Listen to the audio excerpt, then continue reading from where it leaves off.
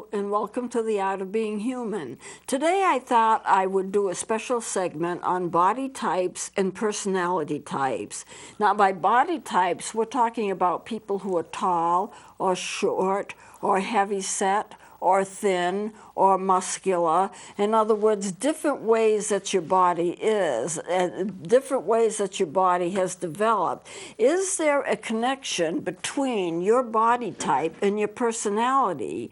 Well, according to some people, yes. And I want to mention from the start, I don't take much stock in this, but the reason I want to give it a hearing is the fact that a lot of people work with this. Now, I don't know of any legitimate counselor or psychiatrist or anyone that's in the medical health profession and anyone who's in the mental health profession that pays a lot of attention to this or ever uses it for diagnosis or treatment. However, a lot of people are interested in it. They look at it. It's fun to deal with. They can take paper and pencil tests and decide where they are and what they're like, and they can fit themselves in certain categories. And for them, it's just like a good time. And so I want to look at it. I was supposed to go to a conference once, and it turned out I didn't go. But I was supposed to go to a conference, and it was from some kind of a ministerial group. And they usually at a conference subdivide people into different groups to study different kinds of things. And I probably would have gone on the one on personality and how it develops. And they did a whole part, I'm going to call it a show, a whole seminar on how to decide what you will like and learn more about yourself on the basis of your body types. And I know I didn't go, something interfered with my going, but the people that went came back with glowing reports about how they knew more about themselves than they ever did before, and because they were tall, they had these characteristics, and because they were short, they had those characteristics, and they plugged themselves into all of these little characteristics, and so therefore they knew whether they were ectomorph or mesomorph or endomorph, whatever it is. I don't take much stock in it because it's too simplistic. You can't say to a person, because you're tall, you're bound to have these characteristics, or because you're short, you're bound to have these characteristics. And I don't know of any legitimate therapist that pays any attention to it at all. But it is fascinating for the average person, and it does seem like people do kind of fit in. So therefore, I'm going to take a look at it. So these are body types. So let's take a look at the chart. Body type refers to whether you're tall, whether you're thin, whether you're heavy, whether you're light, where if you're muscular at all. And the question is, can the basic personality be based on body type so that all people who have certain characteristics, all tall people will have certain characteristics, all short people will have certain characteristics, all heavy people will have certain characteristics, and all thin people will have certain characteristics, or if you're muscular, you'll have certain characteristics. Can you actually understand your personality on the basis of what your body types are? So the question is, another question is, do all people with the same body types have the same personality types? And according to this theory, if it's right, they should. So therefore, if I'm tall and thin, then, and I have certain characteristics that anybody else who's tall and thin also has those same characteristics. Well, it's very simplistic. But anyway, there's a man whose name was W.H. Sheldon. And he divided people into three types. He called them ectomorph, mesomorph, or endomorph.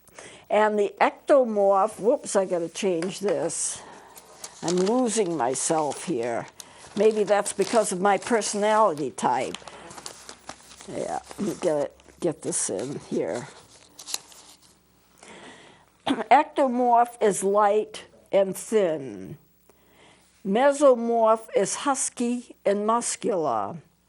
And endomorph a kind of a round body type, a little more heavy set. Those are the three types. So I want to split this up and tell you what, if you are in those types, what your characteristics would be according to Sheldon. Okay, so here we go. An ectomorph is going to be light, thin, and tall. We may as well say tall and thin. What is their personality like? Fragile, inhibited, introverted, nervous, and wants solitude. Okay? A fragile person, they can't take much emotionally. They're introverted, they're into themselves, they're nervous, and they want to be kept alone. They want to be alone, they want to be left alone. That's the ectomorph. Do you fit in with that? Well, if you're a mesomorph, you are muscular, you are husky, and your personality is that you are assertive, courageous, and you love power. How many people fit into that? Do you know what?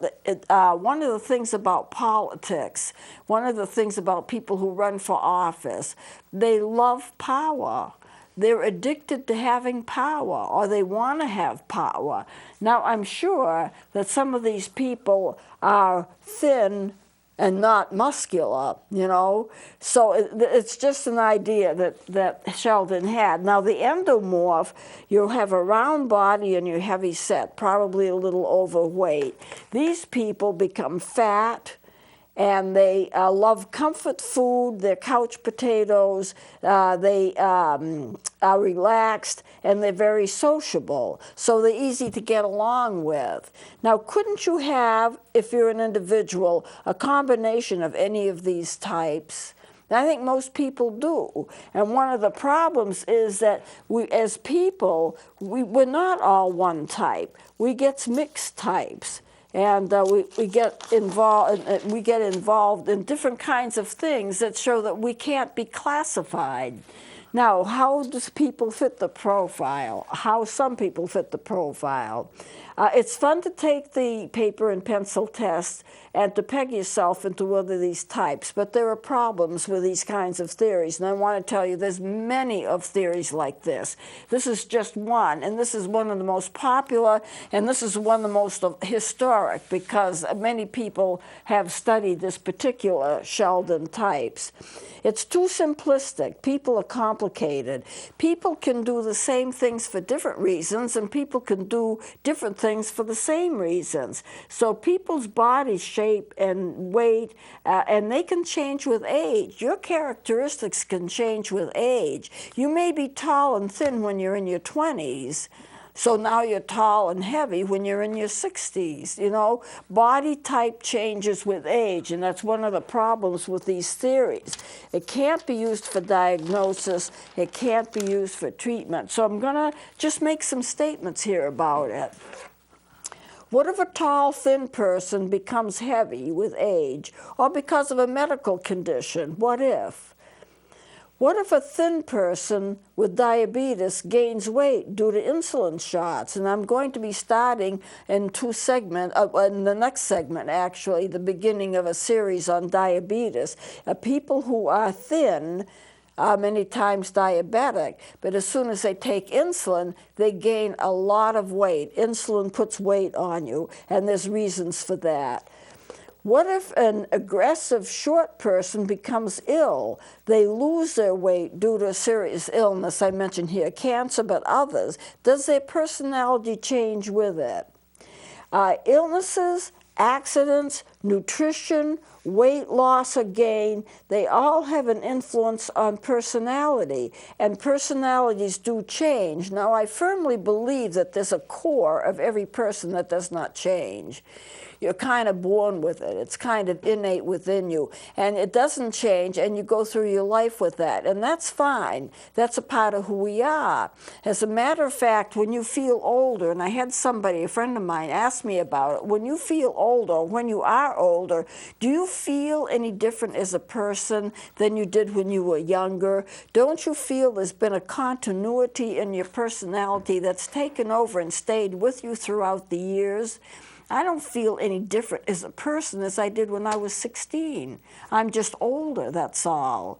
You know, so we don't really change. There's a core of our personality that doesn't change, and it's part of what we call the never-ending self. It just stays. Now, there are a lot of things that may change us. We may be more compassionate as we grow older because of the fact that we've suffered enough that we understand other people's suffering, but it still doesn't change our innate core. That core remains all the way through our life. But does it change as we have personality problems, or as we get ill, or if we have difficult circumstances? How much does it change?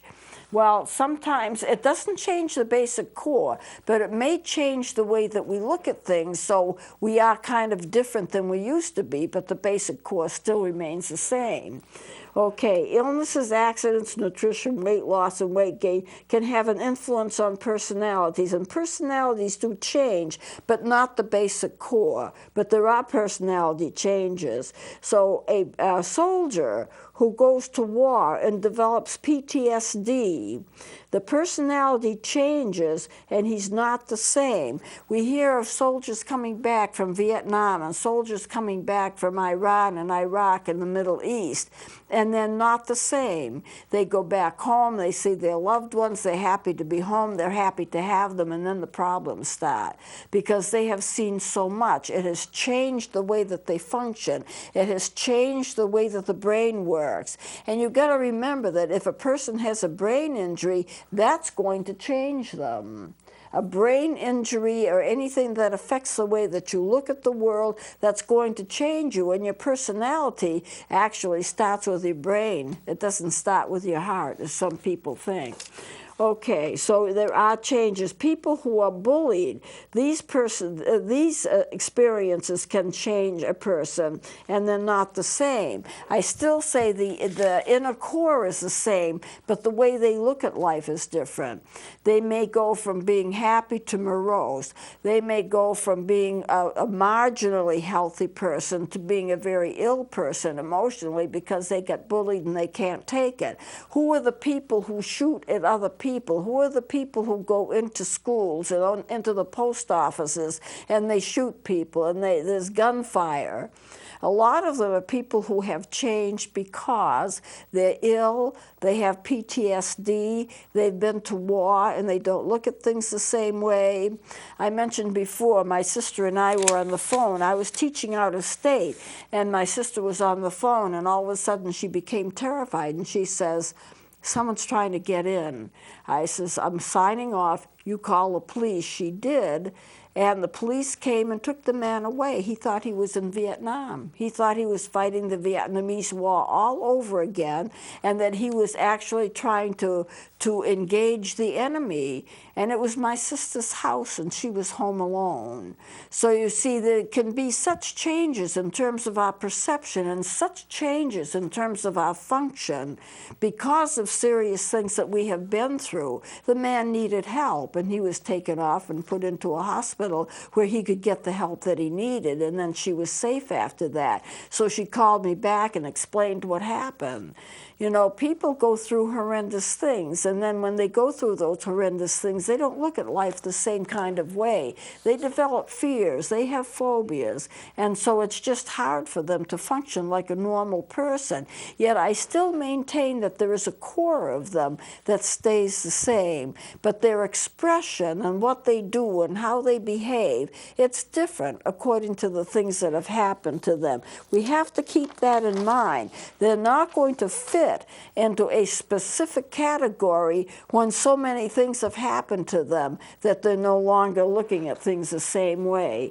People who experience abuse, the personality changes. That's how they get PTSD. People who think that they must lose weight and they become anorexic, the personality changes. If you've ever dealt with anorexics, you know they will not eat. You can't convince them to eat. You can bargain with them. That's no guarantee they're going to eat. And eventually, they can actually die from anorexia. I won't see an anorexic person unless I have a medical backup because they run into lots and lots of medical problems. Okay, people who come down with mental illnesses in their teen or young adult years, the major mental illnesses, schizophrenia, these types of biochemical disturbances, they come down during the adult years, and that changes the personality too. People with neurological disorders such as myasthenia gravis, Parkinson's, multiple sclerosis, the personality changes. People who are deprived of basic needs due to poverty, their personality changes. Children who can't learn, they can't learn because they don't have the correct nutrition and it affects their brain development. Children who are abandoned, their personalities change. The brain, however, has plasticity. It's called plasticity. It can change its nature. It can rewire. It can do all kinds of marvelous things. So this is important to remember, and that will help people to adjust to situations. When a person has adjusted to a chronic illness, when they have to adjust to a chronic illness, one that will not go away or one that will not be healed, then the personality must adjust to this, and it is a huge adjustment process.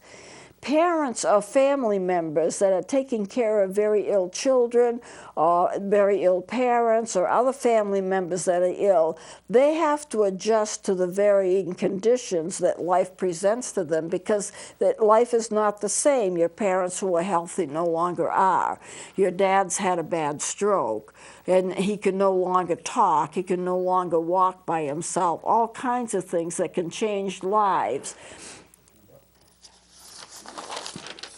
So we're living in a world also, and I mentioned this once before, we're living in a world that has electromagnetism, that has ions, positive and negative ions. There's a whole world around us, and it has not to do with us, but it has to do with nature and what's in nature.